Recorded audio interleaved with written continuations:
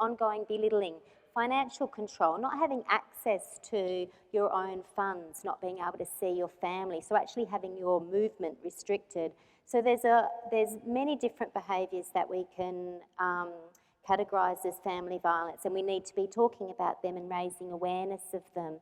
The same goes for perpetrators as well, so that people who perpetrate violence against women can have a greater awareness of some things are sort of, you know, may have a level of tolerance for or a level of acceptability, but if we can be raising awareness about what behaviour isn't acceptable, we can become more sensitive to what those things are and be able to identify them sooner, earlier, amongst our friends and family, but also if it's something that we're involved in ourselves. We'll talk about celebrating behaviour. I mean, we have instances where, you know, a surfer escapes from a sort of a shark by punching it, you know, the sort of macho kind of displays. So there is this tendency for Australians to sort of really celebrate that macho kind of a culture. How could we maybe flip that around and redefine what that is and make speaking up about family violence a macho thing to do? Look, I think it takes a village to raise a child, and it's everyone in that village and that community to help raise that child. And whatever title or we give it is just plainly wrong. So it's actually, it's not brave, it's not macho to stand up against violence against women.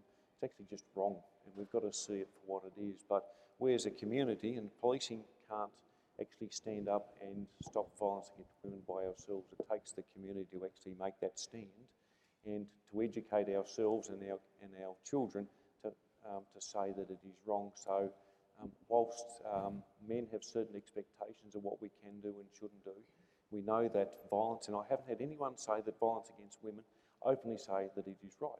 We all know it is plainly wrong. But have they said that it was provoked? We can use all the excuses in the world, and I've heard lots of excuses, and the police officers actually out in the field have heard the best of the excuses, but that's all they are, excuses. And it doesn't condone, it doesn't actually make it acceptable, it is still wrong. And we need to get that message out, and so that we will believe, and we must believe the victim. Now, whether the matter goes to court is a different issue. The thing is, we actually need to stop the violence against women and their children, and whether the matter goes to court or whatever it is, we actually fundamentally want to stop that violence and to make sure women and their children are safe.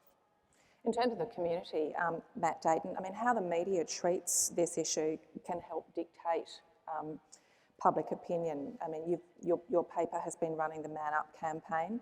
What are you seeing, or what are you getting across from a greater understanding, or what sort of feedback are you getting? I mean, the campaign's been pretty successful, but I don't want to downplay the Mercury's role in it, but all we really did was tap into a really strong, passionate, powerful conversation that the community was already having. So I think the issue, and I think Rosie has played an enormous role in that, I think the issue was front of mind for a lot of people. Domestic family violence is certainly one of the big ticket items in Tasmania now, and you see how passionately the Premier talks about it. It is very much front of mind. It's where we go from here. It's whether we go and actually do something meaningful.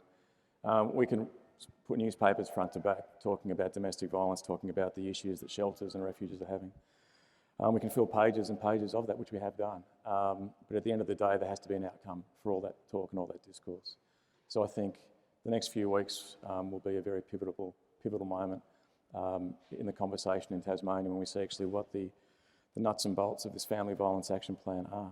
But I've got to say, as someone who's worked in a few different states, the conversation here to me really started on a personal level when I had three women, really strong women from three different political parties, three people I really respect, come and see me. Cassie O'Connor, Lara Giddings and Jackie Petrusma came and see me together, which for me was unprecedented, to talk about it. And so for me, I think we're in a unique position that there is actually a tripartisan mood to act on this issue. And I don't know whether all the other states have that same power behind it. But I think it's really important that we then decide, we've got a lot of goodwill, a lot of conversations have happened, a lot of stories have been written, and the ABC has done some terrific work as well. But where does it go to from here? That might be on page 3, but on page 1, we know that violence, drama, horror, that sells papers. Not anymore. It gets the readers in. Yeah. So does the media have a responsibility to change or to turn the focus on? Yeah, I think the Mercury campaign's a good example, but I think if you look at every major mainstream media outlet in the country, the Herald Sun, Daily Telegraph, Tiser, everyone is now campaigning strongly that violence against women is wrong. The Herald Sun's Take a Stand campaign is one of the most remarkable news campaigns I've seen, and I think Rosie would agree with me. So I think every mainstream media is now saying this is wrong, we need to take a stand, and most of all, men need to take responsibility for their actions. So I think there has been a massive change in the conversation. I was at an editors' conference probably about 6 weeks ago, and we spent half an hour talking about domestic violence. Now, that's never happened before. So I think, and again, I don't want to keep going back to Rosie, but the impact that she has made on the way that we view the subject. And even when Darren was saying, like in the old days, it was just a domestic, the police be called to a domestic. In the old days in the press, you'd have a story, a domestic court story that might run on page 30. Whereas now you see the story, it's up the front because you know that people care about it and people are talking about it, and it's important to get that message out there. So I think, violence and death and all that does sell, sure, but I think the conversation is changing. I think it's changing a lot. On that, Rosie, yes, the conversation is there, but would you like to see changes, or do you think there has been progress made in the way that the media portrays family violence? Oh, absolutely. I think the day Luke got killed, I didn't realise I was doing anything extraordinary. Really, I was shell-shocked, I guess, and had no pre-agenda, and I didn't have a rehearsed speech or anything like that. But what I didn't realise until later was, the media said, you gave us the context, you actually named it. And because I am middle class in a nice house, I couldn't be ignored. I am like you. So, it makes it very uncomfortable for people who think it happens to other people, those in rough neighbourhoods, those people with different skin, different cultures. We can excuse it as their fault, or it's them that are experiencing it, not us. But when it seemed that I gave the media that story, it became headlines, and it has remained in that space. And, really what I believed was be open and honest and allow journalists to do their job well, do it properly. And I've been very, very lucky, if you could call it luck, but I have been very fortunate because I feel that the media have most definitely been my friend and created the situation I'm now in for me to enjoy being Australian of the Year. Because by talking out early and being given this supportive response from journalists, I have known nothing other than a good experience. But clearly, we have to improve with the way violence is reported and take responsibility for certain headlines and certain slants. And I think the media is learning that as well. So it is, everybody's learning. And I think that there is absolutely no way we can achieve societal change without the media being part of this. They hold enormous influence, enormous. So that part of it is harnessing all that we can do and the parts that we can play. And within our own circle of influence, this is where the journey starts, in our own role, in our own life, taking responsibility for what we can do. What about the judiciary? Often that's how the media get a lot of these stories. But if it's not in the criminal court, if it's in a family court, a lot of those stories aren't being told or aren't being heard because for a range of restrictions. Is there a role here for the judiciary? And are they engaging? Are they, how are you going there with them? Put it this way, if they were behaving as well as our police force, we would be a lot further ahead. basically what we need institutions and and these systems and processes, we need to unpack our egos and say, if we keep doing what we've always done, we will keep getting what we've got. We have to do things differently. We have to evolve. We have to look at ways of continually improving. People who are our clients, if they're not having a good experience, if it's not working for them, then we need to look at doing it differently. The police are constantly looking at ways to evolve and change and grow and improve and take responsibility for the areas that they do wrong and what they need to change. The judiciary needs to follow this model because they don't do everything well, and there are some things that are not their fault. Again, lack of funding, lots of reasons and excuses. At the end of the day, we need to overhaul our judicial system, and it has to be done. And again, I'm not sure how far that is away, but as we as a society grow in our awareness, I am sure that that also will factor in to putting pressure on other systemic changes. Well, the legal service, I mean, how much of an issue is it in terms of not just both access but also treatment before the courts? Oh, look, it's a bit of a problem with both, really. Access is difficult. We're always looking at cuts to legal services, cuts to the Legal Aid Commission. One of the big issues, particularly that women will have in Tasmania, is they may go from a very comfortable middle-class existence, and on the breakdown of the marriage, they may wind up either not working or working part-time and living on or below the poverty line, and that happens as quick as that. So the ability to afford a solicitor can be impossible. A service like mine, there's really only so much that we can do for so many people, and we try to do as much as we can for as many people. The Commission's the same, but one of the things I have to actually credit Rosie with is that when we were looking at a lot of the funding cuts to the legal services, you weighed in on that, and a number of services such as mine were speaking out quite loudly, and people were saying, don't, the government's going to not like that. And then you sort of stepped in and they froze those funding cuts. They made them elsewhere.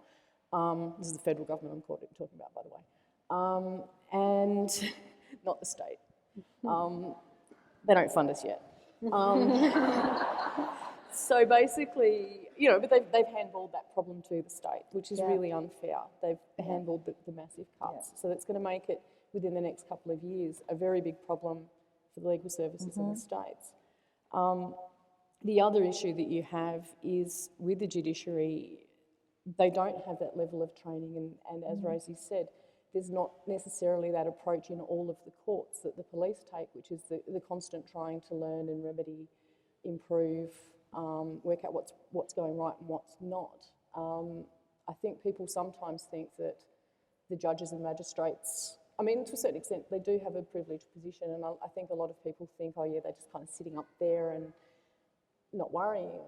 They have massive workloads, and it can take them a really, really long time to weigh through all the evidence and deal with everything. The times that people are spending in courts are blowing out.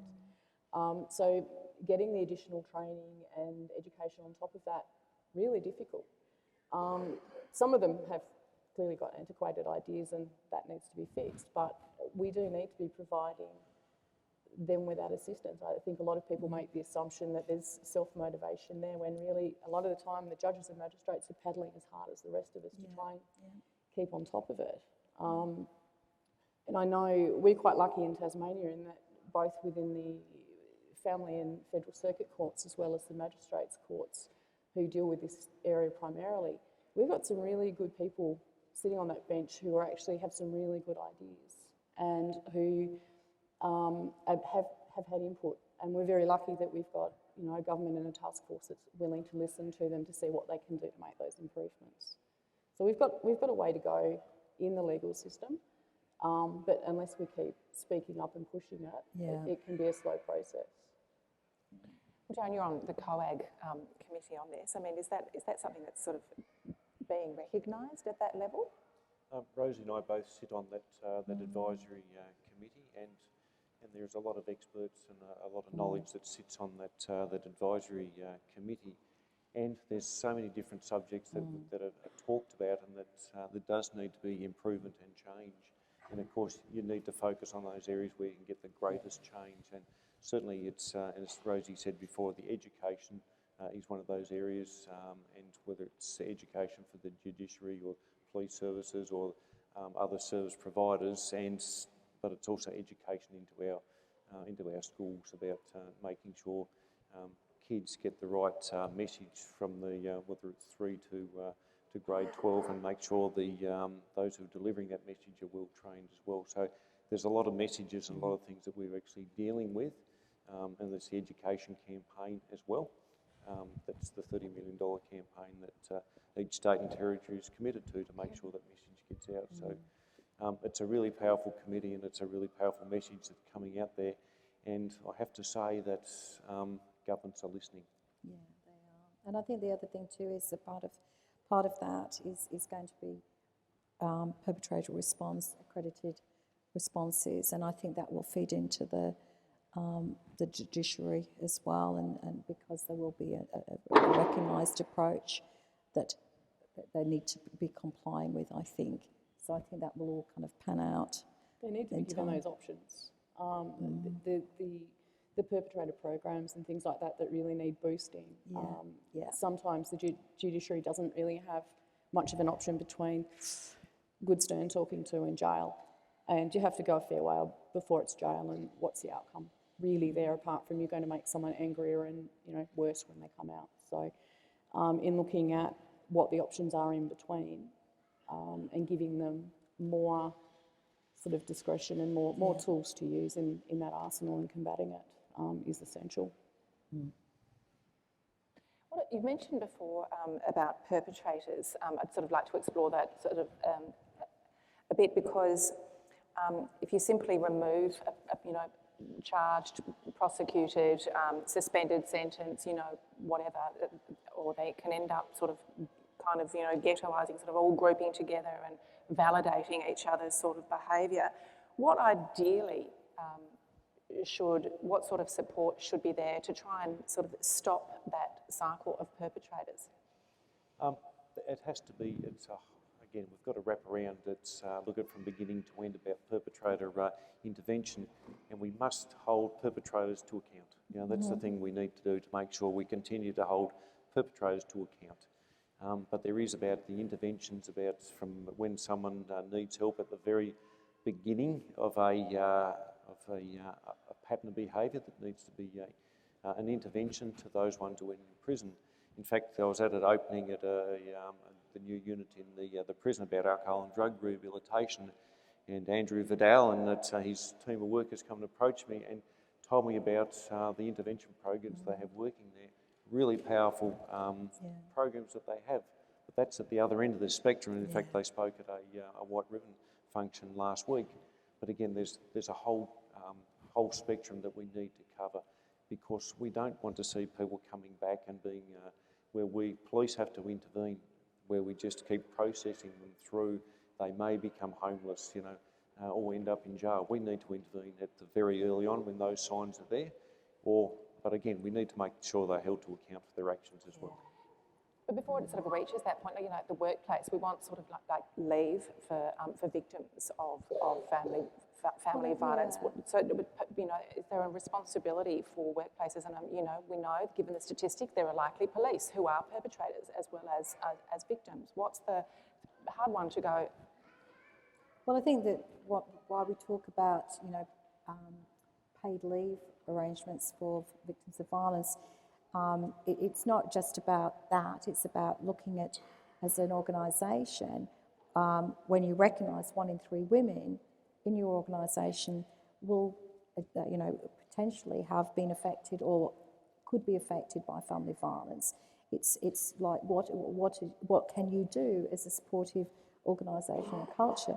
Because what we don't want is for the victim to fall out of employment and fall into poverty and fall into homelessness. So that very ability to be able to support a good employee, that's what we're trying to look at doing. And when you consider that the year before Luke died, I was in court or at the police station multiples of times. Every time he breached, every time he did something, you're talking about half a day in a police station, you're affected, you're emotional, notwithstanding the incidences that have taken you there. And then you are fronting up for intervention orders, then you're fronting up for the matter, and then it's adjourned, and then you're fronting up again for another. I was either getting different intervention orders because I needed different conditions, then he would serve an intervention order on me, and then there'd be adjournments. Adjournments are just a fact of life. It's just incredible, a waste of time. And this is what we talk about, accountability. Because the more you allow an adjournment or let them off in some way, shape or form, what you're really doing is allowing the perpetrator to use the justice system to abuse you further. And each time it goes on and each time it extends out, you've lost the opportunity to have a consequence that was going to make a difference, because it just becomes so diluted. And like Darren would know, then there's different policemen are there, and then there's different prosecutors, it's a different magistrate, and you just go, really, you lost the opportunity right at the very beginning to have some kind of response that could have validated you as a victim and made the perpetrator accountable. So while we kind of give soft options for perpetrators, because we make excuses for some of their behaviour, or we don't quite believe the victim because there's not enough evidence or suggestion that can be proved, what we are doing is really allowing that potential for the behaviour to continue to escalate, and it will. Because if there isn't intervention and accountability right at the beginning, you are sending a message that says, we don't care about it as much as we should, and allowing to use the system to get in and out and not take it seriously. So it starts from the very beginning, when we say making them accountable, but it also starts with the intervention process, having to also engage with men's behavioural change programs, being accountable for that change,